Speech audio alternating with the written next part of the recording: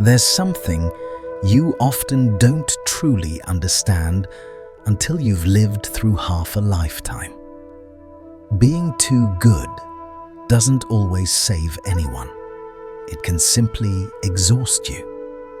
Not because kindness is wrong, but because kindness without limits gets mistaken for obligation.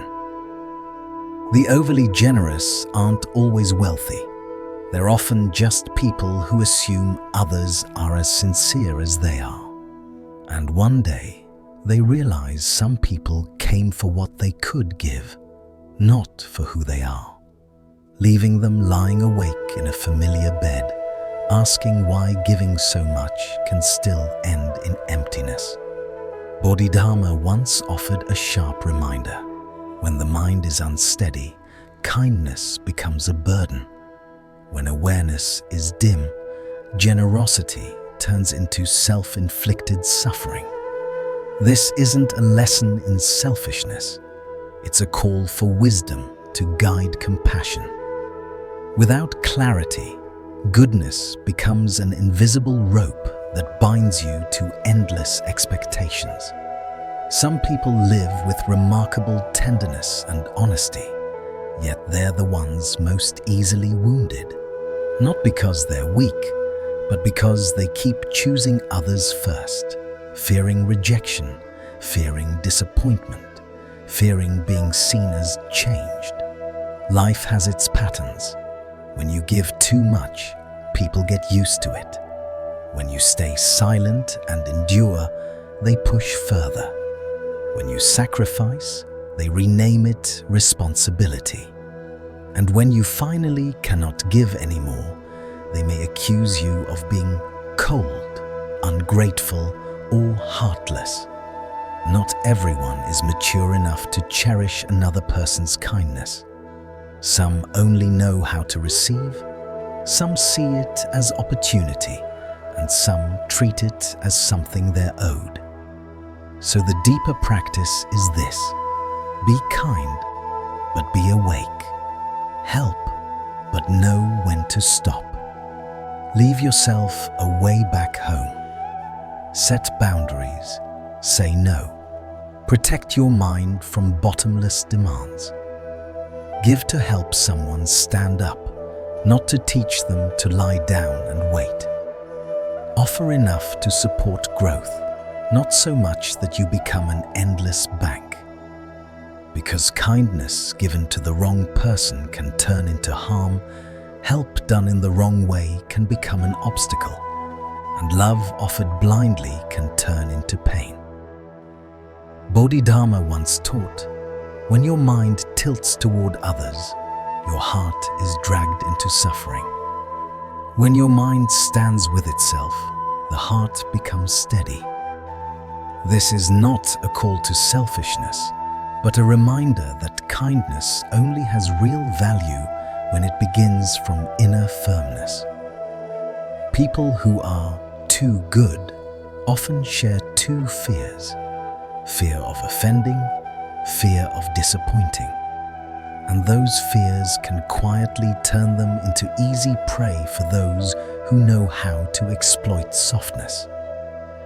They aren't foolish, they're sincere. They aren't weak, they simply don't want anyone to be hurt because of them. But what we need to learn in life is not how to be the best person, but how to be the clearest one. A wise person knows when to give, when to stop, when to keep something back for themselves, and when to step away so the mind can rest. Being overly kind often carries hidden hope and expectation. We hope to be cherished, we expect gratitude. When neither arrives, the heart breaks, and kindness, once alight, becomes a quiet ache. Kindness is beautiful, but light aimed at the wrong place can blind the one who carries it. In the eyes of the wrong person, your goodness is cheap. In the eyes of the right person, it is precious as jade. Knowing the difference is the work of wisdom, not emotion. To be compassionate is not to be fragile. It is to be awake. If you want a generous heart, first cultivate a strong mind. The ability to say no, to refuse endless demands, to understand that sometimes stopping is also a form of kindness. Kindness toward yourself. The painful paradox is real. The more you give without boundaries, the more likely you are to be used. Not because kindness is at fault, but because kindness without discernment becomes an open door for greed to enter. Those who exploit rarely ask for everything at once. They begin with sad stories, gentle words, small requests, just enough to pull your sympathy closer, until one day the demands grow too large, and by then you've become accustomed to saying yes. When you finally can't carry more, they don't ask if you're tired. They ask why you didn't help today. A single sentence can awaken guilt in a good heart, and that guilt becomes the leash. Bodhidharma called this a disturbed mind.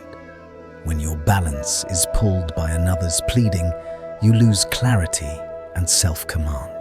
People who are used again and again usually share one pattern. They don't know how to set limits. Their heart has no door, no latch. Anyone can enter, anyone can take. They comfort every sadness, answer every request, become a support for people who never learn to stand on their own. And the deepest wound is not in the giving, but in the moment you choose to stop. Those who once benefited may forget your sacrifices and only remember what you no longer provide. Yet the truth is simple. Once you learn to keep your mind steady, you stop being pulled by pity, and your kindness stops becoming a trap. Bodhidharma taught that the one who can guard the mind is free, and the one who cannot becomes a slave to other people's emotions. Kindness is not wrong. Kindness simply needs wisdom. When goodness carries intelligence, it is not easily exploited. When goodness has boundaries, the heart can finally rest.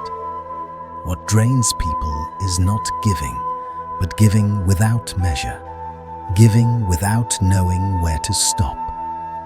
It isn't compassion that exhausts the mind, but compassion with no limits. A life without boundaries is like a house with no door. Anyone can walk in, step on what matters, and take your time, energy, and peace. Often without even realizing those things deserve protection. We tell ourselves, just a little more is fine. Endure a little longer. Help a little extra.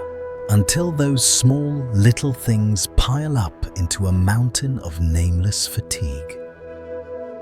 A mind with no limits is like a boat with no anchor. Even a light wind can pull it away. One request, one pleading look, one soft voice, and you're already being carried into someone else's endless needs. Setting boundaries is not coldness. It is awareness. It is wisdom. It is the inner gate that keeps you from being swallowed by bottomless demands. Many people suffer not because they are cruel or mistaken, but because they never learned to draw a line for themselves. They help again and again without asking, can I truly afford this? Do I want to do it? Or am I just afraid of disappointing them? Am I acting from kindness or bargaining for temporary peace? Without boundaries, refusing brings guilt, agreeing brings exhaustion, and silence becomes the final habit. Yet that silence teaches others to assume you are always available, always giving, always open. The wise understand boundaries are not walls to shut others out. They are doors that protect what is sacred within. You may fear that setting limits will make people leave, but often only those who came for benefits will disappear. Those who are sincere will respect you more. A good person who never stops will eventually drain themselves dry. A good person who never keeps anything back will burn out. A good person who never draws boundaries will lose peace, until kindness becomes a shadow pressing down on their own life. Bodhidharma also warned that compassion without wisdom becomes blind pity. Helping the wrong person can create dependence. Helping at the wrong time can steal someone's motivation to rise. Helping in the wrong way can turn you into a shield carrying burdens they must face in order to mature. Some people only need one hand offered once to stand up. Others, if helped too often, will lie down and wait for your rescue forever. Give once and they feel grateful. Give twice and it becomes normal. Give 3 times and it becomes expected. Refuse the 4th and suddenly you are the villain. True kindness is not forcing yourself to save everyone. It is helping the right person at the right moment within the right limits. The wise do not rush to extend a hand. They look, does this person truly need help?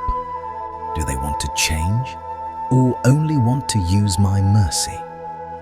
You can love without discrimination, but action must still respect cause and effect.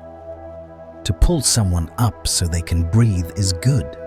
To jump in and cling to them while they refuse to learn how to float can drown you both.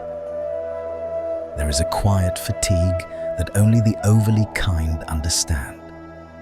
The feeling of always having to be the good one, always doing what's right, always becoming the refuge everyone runs to. That isn't kindness anymore. It becomes a perfectionist burden, a hidden cage that tightens around the chest. No one needs to be perfect. No one has the strength to carry everyone. Sometimes the most compassionate act is to step back, let someone learn their own lesson, and keep your mind steady, so your goodness remains a choice made with clarity, not a role that suffocates you. Bodhidharma said that a mind bound by the idea, I must be good, is already caught in attachment. Attachment brings suffering, and the suffering of the kind-hearted cuts deeper because it strikes at the root of who they are, the wish to bring goodness into the world. Yet the truth is uncomfortable. Goodness does not always create good outcomes. Giving does not always become merit, and endurance does not always preserve harmony. A kind person without wisdom may act with pure intentions while remaining blind to consequences, helping too much until others grow dependent, sacrificing too long until the self feels hollow, tolerating in the wrong places until life becomes a dead end. Some people are so gentle, they don't know fatigue, so accommodating, they don't know refusal. So outward-facing, they forget to return inward and ask, what about me? Is my heart at peace? Is my body carrying too much? For them, kindness becomes a heavy cloak. The more they wear it, the more their shoulders ache. The tighter they hold it, the heavier the mind becomes, until one day they collapse without knowing why. They forgot the simplest truth. they also deserve care. Bodhidharma's teaching is not to turn you into a flawless saint, but to help you understand yourself, your limits, your measure, so you can be kind without injuring your own life. The unwise often get led by praise. Someone calls you good, and you try to be even better. Someone calls you gentle, and you become gentler still. Someone calls you generous, and you stretch further than you can afford. But living for applause is living in another person's shadow, not in your own light. And when you live by others' eyes, you lose your own sight. You forget what enough feels like, where stop should be, what actually keeps your mind peaceful. Perfectionism in kindness is a dangerous fixation. It convinces you that you must carry everything, save everyone, endure it all. But no one is born to be a lifebuoy for the whole world. In life, anything taken too far becomes its opposite. Too much love turns into weakness. Too much patience becomes self-harm. Too much generosity becomes depletion. Giving excessively can be the fastest way into a deep, quiet exhaustion. Generosity isn't wrong, but generosity without restraint is like tearing out your own insides to feed the world.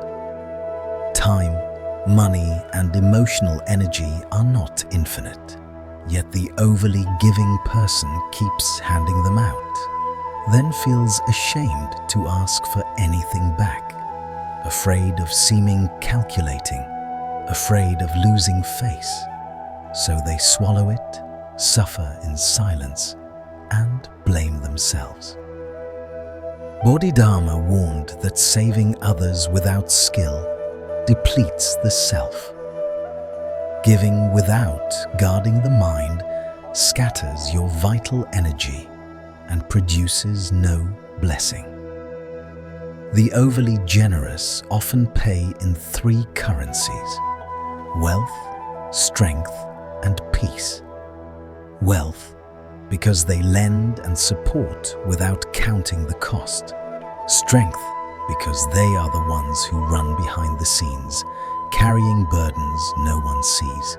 Peace, because unchecked giving pulls them into endless entanglements, more people to please, more stories to manage, more expectations to uphold. What you see as kindness, others may read as limitless availability.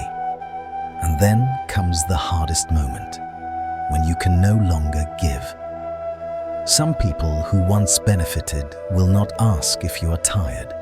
They will ask why you changed. You helped before, why not now? As if you were born to serve their needs. That is why guarding the mind matters. Not guarding money, but guarding your energy, your strength, your inner quiet. Keeping a portion for yourself is not selfishness, it is clarity. Kindness lasts only when it has boundaries, and boundaries are the principles that keep goodness from turning you into a place where everyone dumps their demands. Without them, you're not simply kind. You're slowly removing yourself from your own life.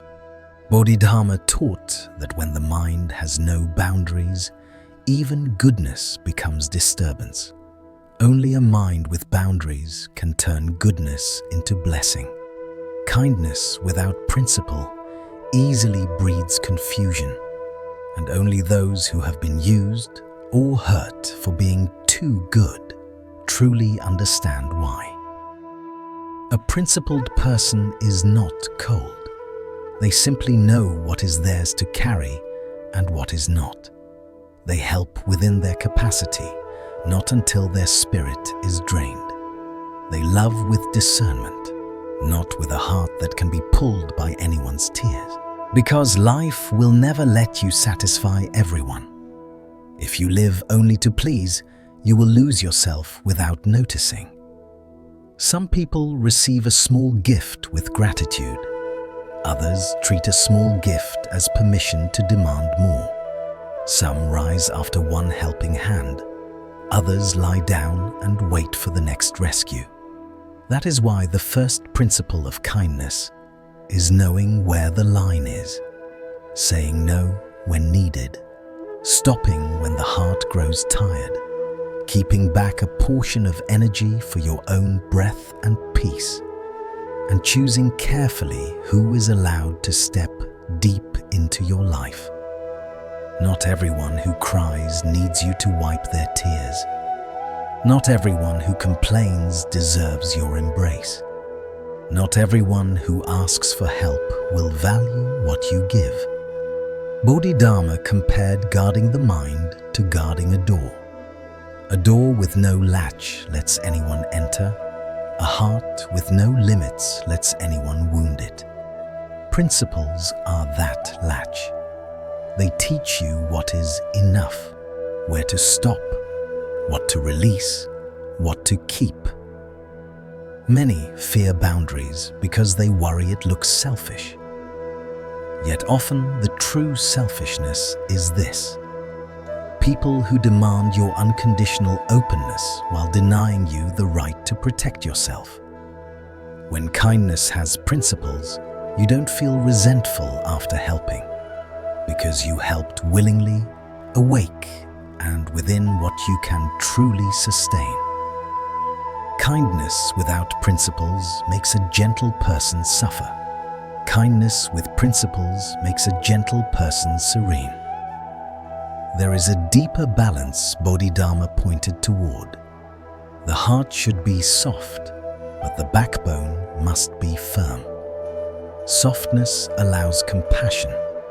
Firmness prevents being crushed by the world. A mind too soft is easily led. A mind too hard cannot truly love. Both are forms of suffering.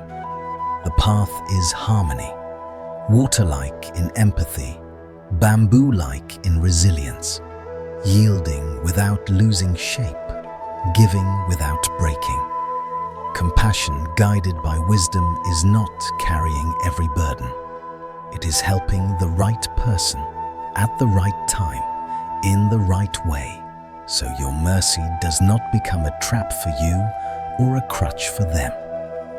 And this is the hard truth many learn late. Kindness placed rightly is a blessing. Kindness placed wrongly becomes a misfortune. The border between the two can be as thin as one glance, one decision, one moment of misplaced softness.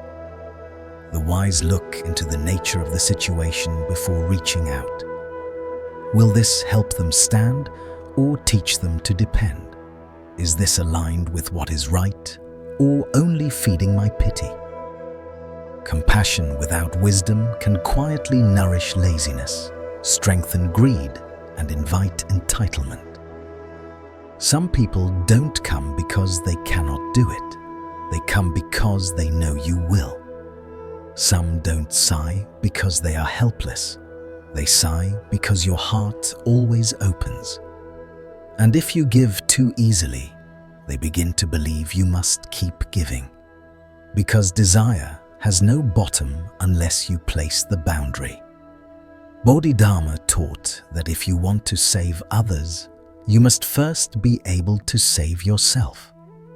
To do good, you must stand firmly on your own feet. To open your heart, you must know who is worthy of entering. Giving water to a thirsty person is kindness.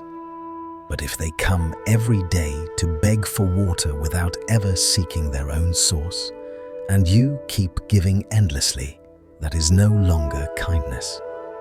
It quietly destroys them. True help is a small support that helps someone keep walking, not a crutch they lean on for life. Zen puts it simply: guide someone across the road, but don't carry them for the whole journey. The suffering of many kind people comes from one habit: being too quick to give, too quick to trust, too quick to open the door of the heart. Bodhidharma said a hurried mind is not yet clear. A clear mind sees essence before emotion.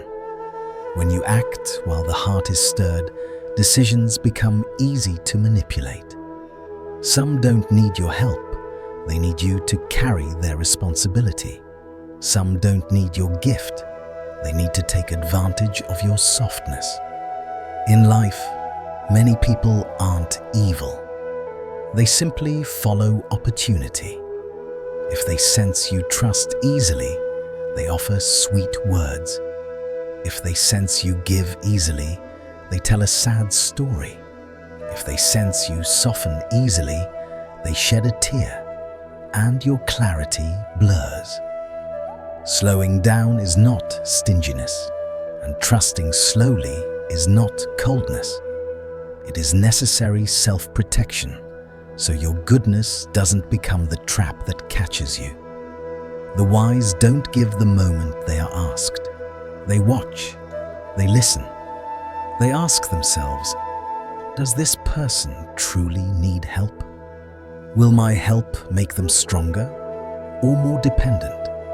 Is this within my limits? If I refuse, will I feel peace or guilt? They don't believe every tale of hardship, because a good storyteller is not always a good person, and tears do not guarantee gratitude. Live too fast, and you only see the surface. Live a little slower, and you begin to see what's real. As life goes on, you learn another hard truth. Generosity without restraint becomes a way of wasting yourself. Your time, your energy, your attention, until you have nothing left for your own healing. Bodhidharma warned that giving everything away leaves no place for blessings to settle. When you pour out without keeping any space, kindness stops feeling joyful and turns into resentment and exhaustion. Pulling back is not selfishness, it is wisdom. Give selectively. Be generous with principles. Keep your peace above the need to please the world.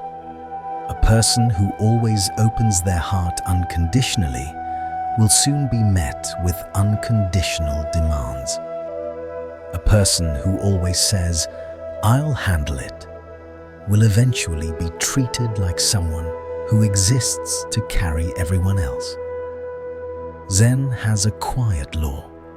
The more you give in the wrong place, the more energy you lose, because it doesn't nourish goodness, it feeds dependency and greed.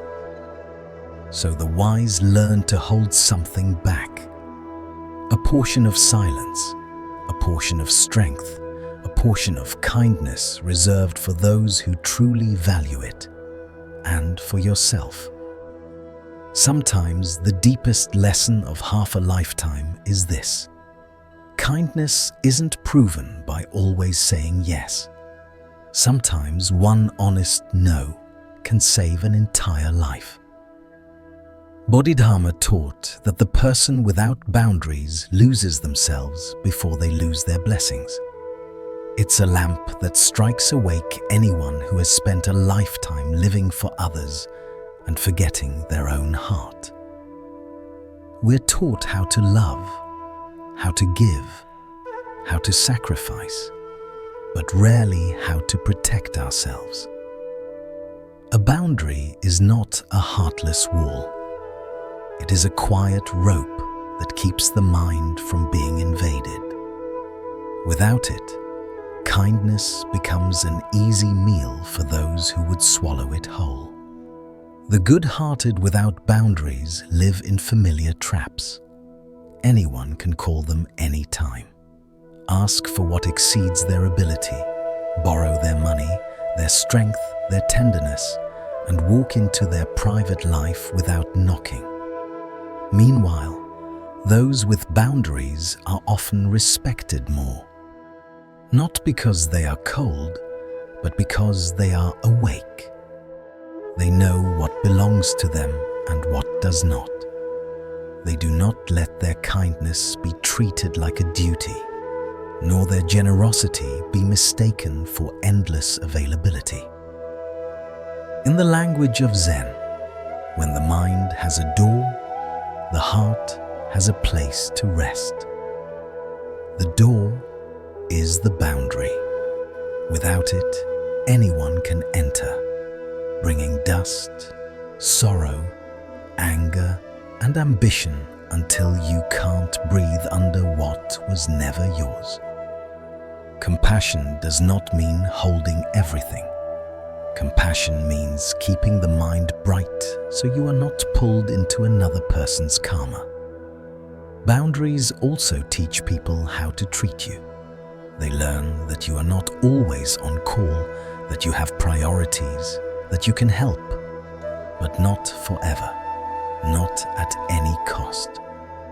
Many relationships survive only because we fear saying no, fear being disliked, fear being labeled selfish. But that fear becomes an emotional prison. Learning boundaries is hard because you will be misunderstood. But maturity is not living on praise. It's living on the calmness of your own heart. Nothing exhausts a person faster than trying to be good too much. Pleasing everyone, proving your kindness, becoming everyone's support, until you realize not everyone deserves it, and not everyone knows how to value it. Bodhidharma emphasized a simple measure. Good enough is wisdom. Too much goodness is not virtue, it is unconsciousness. It pours all your energy into others and forgets your own needs. The wise do not live to be told, "You're so good." They live so the mind does not grow tired. They know that kindness, placed wrongly or given without measure, stops being goodness and becomes self-destruction. Good enough also protects others from greed and dependency. When you give too easily, you may not be helping. You may be weakening someone's will to stand. The wise soften at the right time and firm up in the right place. They watch how people treat them after receiving help. They don't let momentary emotion decide lasting commitments. They don't sell a free pass into their life simply because they have a tender heart. And here is the truth few want to face. Much of our fatigue comes not from living for ourselves, but from carrying burdens that were never ours. We love too much and hold too much. We are too kind and take on others' responsibilities. We are too generous and let everyone lean on us, until we become the place where their chaos is dumped, as if it were only natural. Boundaries are not the end of kindness. They are the way kindness survives, clear, steady, and finally at peace. Bodhidharma taught that when the mind has no clear boundary, it easily carries the karma of others. Karma here is not something mystical. It is the mess, anxiety, burden, responsibility, and dead ends that were never meant to be yours. When you are too kind, you become the place where other people deposit their problems. Yet those problems can only truly be resolved by them. The more you hold it for them, the more they forget they must take responsibility for their own life. In Zen, love is not taking someone's load onto your back. It is helping them see their path and letting them walk it. Many kind people live tired lives for this reason. Others make mistakes and ask you to fix them. They create chaos and ask you to clean it up. They avoid responsibility and place it on your shoulders. And because you care, you rush in again and again until you are empty. But the moment you can no longer carry them, they turn away quickly because they only needed you while you could bear their weight. That is why Bodhidharma warned, compassion must walk with wisdom. Without wisdom, compassion becomes suffering. The wise do not do others' work for them. They offer guidance, not lifelong crutches. They point the way, not carry someone the whole road. Because taking on another person's burden is an invitation to slow, quiet exhaustion. So the practice is to look clearly. Is this their issue or mine? Is this their responsibility to carry or truly something within my role? Am I helping them move forward or helping them stay stuck? Am I loving them or harming myself? Zen says each person must pass through their own gate. You can lift someone when they stumble, but you cannot live their life, awaken for them, or take responsibility in their place. Everyone has their own bag to carry. The overly good forget this and mistake love for self-erasure, hurting both sides. One person never matures, the other is wrung dry. There is a particular kind of fatigue many good people know. Exhaustion from living other people's lives. Running after consequences they didn't create. Fixing problems they didn't cause. Saying yes because refusing feels guilty. Until their shoulders break while the other person remains strangely calm. The wise understand a simple law. Everyone must stand on their own feet and pay the price of their own choices. Helping someone see that truth is already enough. The rest is theirs. Bodhidharma went even deeper. The highest compassion is to keep your own peace intact, and from that peace, let goodness spread. A tired person cannot heal anyone. A used person cannot stay kind for long. An empty person cannot offer light. Goodness endures only when it protects its source, your heart and your awareness. If you keep giving flame without adding oil, the lamp goes out. Keeping yourself is not selfishness. It is the foundation of clarity, holding a root of peace where you don't chase praise or fear blame, where you don't force yourself to save the world, where you can breathe and admit, I am human too. I can be tired. I can step back. To keep yourself is also to choose where your kindness goes. Some people receive it with 2 hands and gratitude. Others throw it away as if it were worthless. Without boundaries, you will keep picking up your own kindness and handing it to the wrong hands, then blaming yourself for the pain. The problem was never your goodness. It was that it was placed in the wrong place at the wrong cost. True goodness is not giving everything until you disappear. It is keeping enough of yourself, joy, strength, peace, so you can keep living, keep loving, and never betray your own presence in your own life.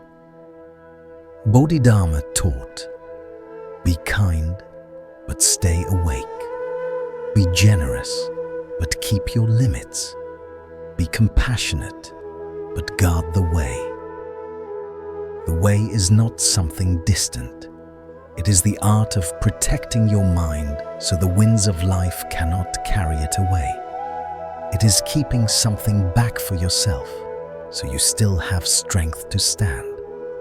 It is knowing who to help and who to keep at a respectful distance. It is giving when you can, but never giving until you are hollow. In a world full of collisions, kindness is not always returned with kindness. Some will be grateful, some will cherish it, and some will treat it as obvious, turning your gentleness into a duty. Yet the answer is not to become cold. It is to place yourself back where you belong. To keep your heart from being abused by fragile, demanding relationships. To pull your generosity inward when needed, so you stop bleeding for what is not worth your pain. The whole lesson can be held in one line. Kindness with boundaries lasts. Kindness with wisdom brings peace. Someone who knows how to protect themselves won't give too quickly, won't trust too fast, won't carry what others must carry for themselves. They won't let a smile or a tragic story soften them into surrender, and they won't place others ahead of themselves unconditionally. This doesn't make them less good. It means they understand the value of peace.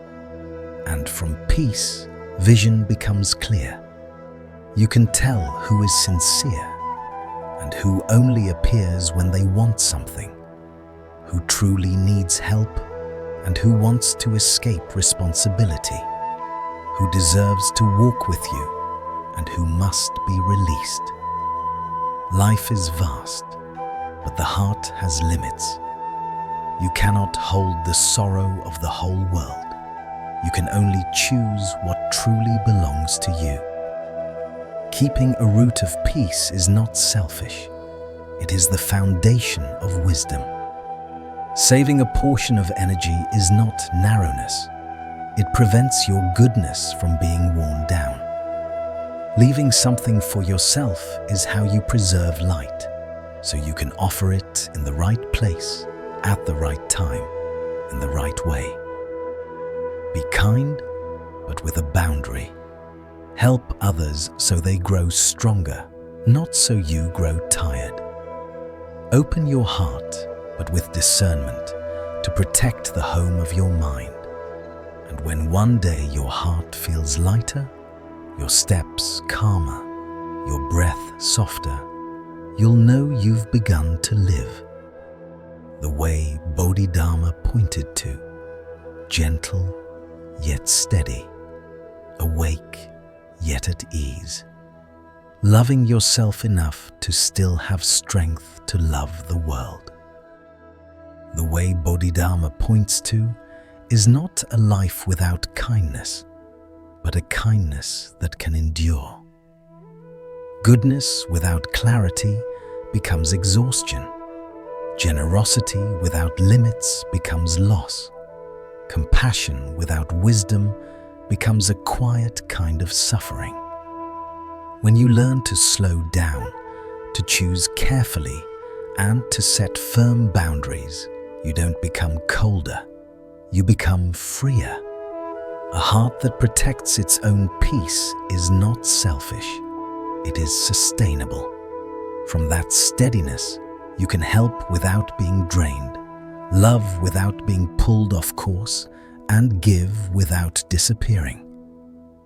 And perhaps that is the deepest maturity, to be gentle but not breakable, to be open but not unguarded, to be kind but not a place where anyone can enter and take. So keep your mind bright, keep your door in place. Say yes when it is true and no when it is necessary. Help people stand, not lean.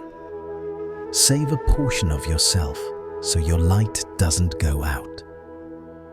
Because the most lasting kindness is the kind that doesn't betray the one who carries it.